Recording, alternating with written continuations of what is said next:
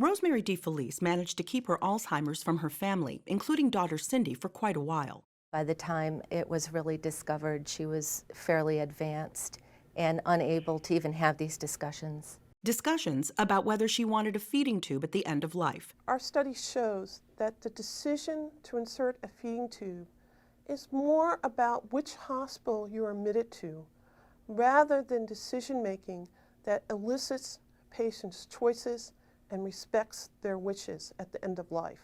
Dr. Joan Tino from Brown University led research looking at just over 163,000 nursing home patients, 66 years or older, with advanced dementia at almost 2,800 acute care hospitals with 30 or more nursing home admissions from 2000 to 2007. The study appears in this week's JAMA, Journal of the American Medical Association. Hospitals that were more likely to insert a feeding tube were hospitals that had a practice style of aggressive care at the end of life.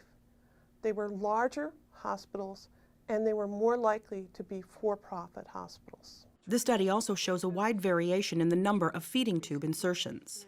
If you were in the highest rate of using aggressive care, about 1 in 10 people had a feeding tube inserted. If you were in a hospital that was in the lowest rates of aggressive care, your rate of feeding tube insertion was only 3 out of 100.